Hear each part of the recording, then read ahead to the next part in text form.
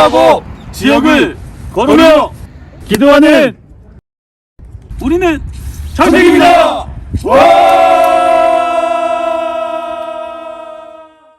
자, 반갑습니다. 오늘 온라인 교구 모임 시간입니다. 지난주, 지지난주 우리가 지역을 청소하며 청지기 챌린지 참석했는데요. 이번 주는 비가 오는 관계로 함께 이 시간 말씀을 좀 나누려고 합니다. 여러분 있는 자리에서 함께 말씀 나누고 또 기도하는 시간을 가졌으면 좋겠습니다. 자, 오늘 말씀은 빌립보서 1장 25절부터 30절 말씀입니다. 제가 봉독하겠습니다.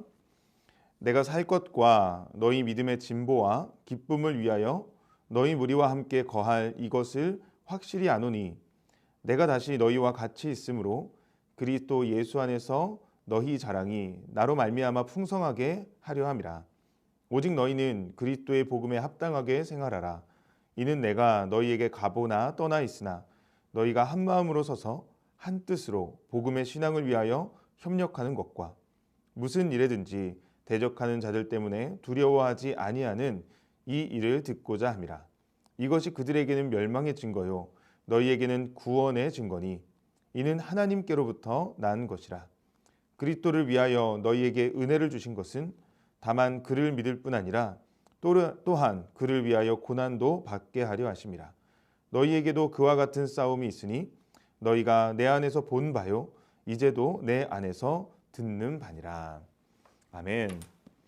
우리 계속 나누던 빌립보서 말씀입니다. 처음에 빌립보 교회가 어떻게 시작되었죠?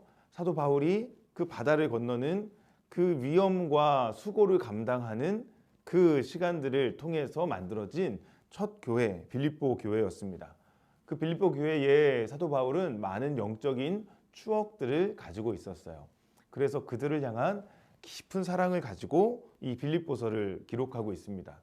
그 중에 오늘은 1장 25절부터 30절인데 이 죽음을 초월했던 바울, 내가 사나 죽으나 그리스도의 것이라 이야기하던 이 바울은 지금 이 땅에 그가 살고 있는 이유가 하나님의 영광 때문이라고 이야기합니다.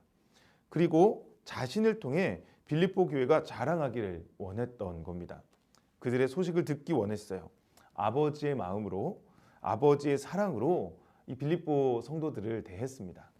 이게 한 목자의 모습이죠. 영혼을 맡은 자, 그 사람은 정말 한 영혼을 죽기까지 사랑하는 그 예수님을 닮은 사람이 되어야 하는 거죠. 물론 목회를 하는 이 목양의 일선에 있는 저부터 또 우리 목자님들 또 목자가 아니더라도 누구나 그리스도인으로 부름받은 사람은 한 영혼 한 영혼을 섬기고 사랑해야 하기에 우리 모두가 이 아버지의 마음을 가져야 합니다. 그리고 그 마음을 가지고 27절을 권면하고 있는 겁니다. 여러분 이 말씀을 한번 보겠습니다. 오직 너희는 그리스도의 복음에 합당하게 생활하라. 아멘. 너는 좀 잘 살아라 이 얘기가 아니에요. 나는 대충 살고 너는 잘해라 이런 얘기가 아니죠.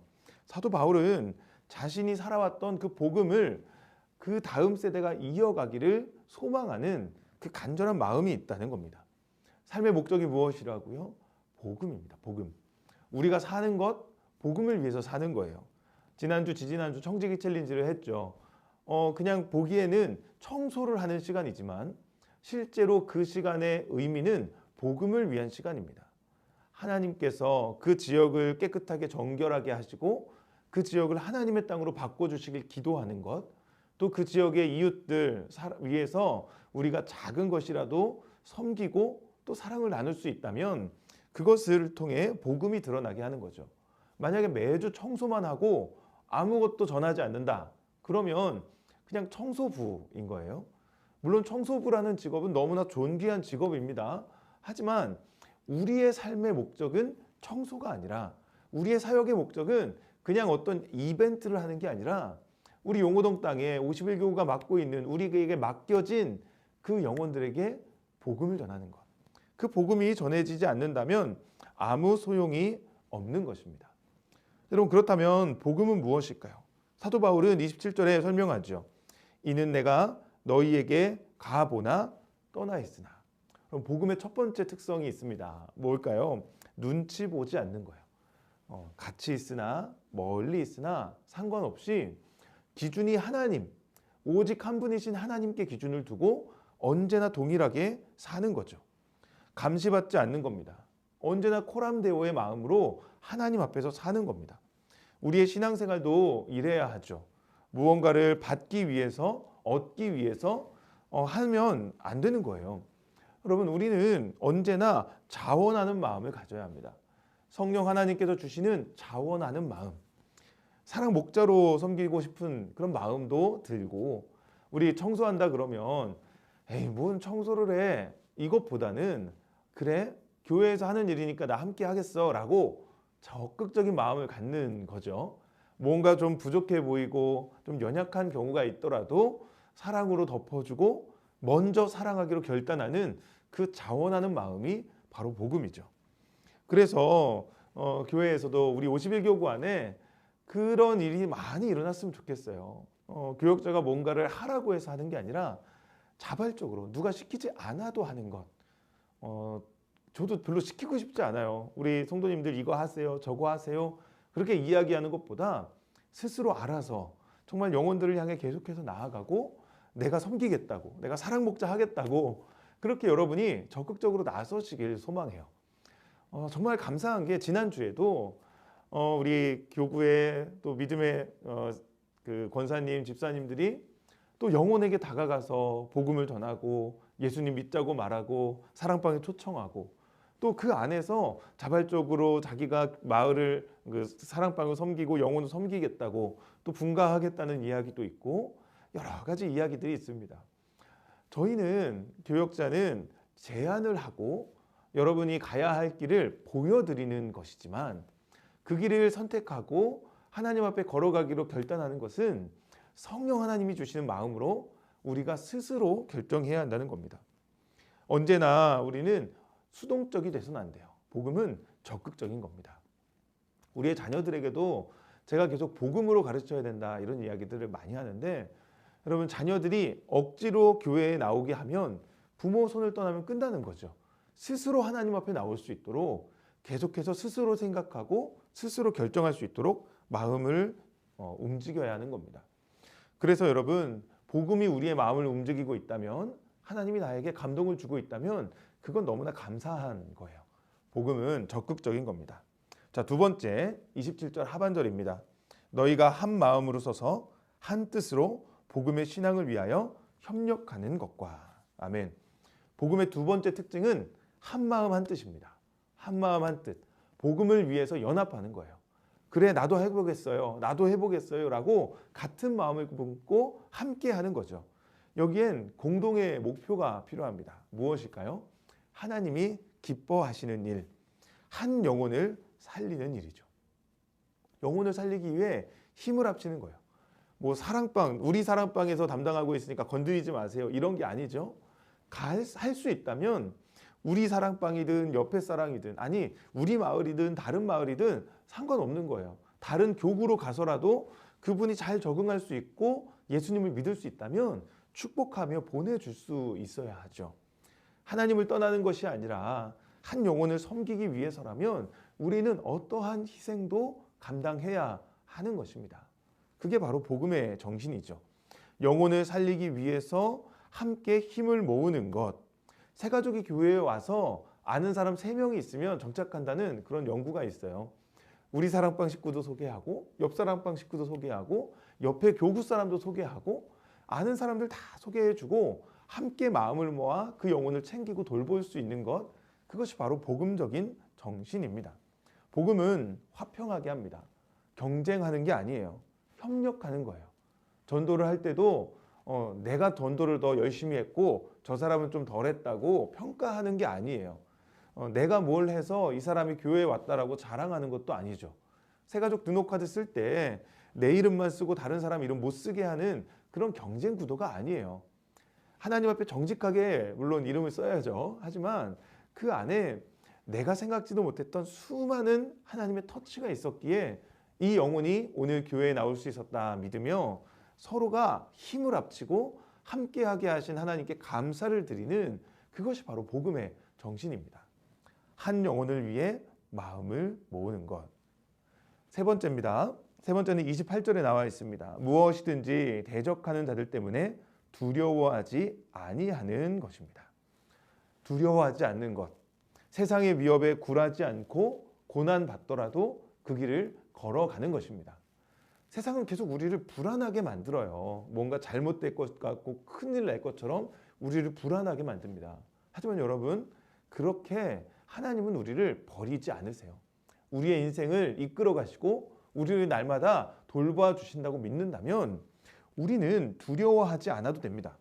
적극적으로 세상에 나아가 소외된 자들을 향해 전진하고 사람들을 섬기기 위해서라면 내가 손해보는 것도 감당할 수 있는 것이죠. 기독교 역사에는 이 담대함이 있었습니다. 죽음을 초월한 그 믿음과 헌신이 있었어요. 그것이 막을 수 없는 성령의 역사로 나타났습니다. 요즘에 특히나 일을 다들 하는 이 문화가 많죠.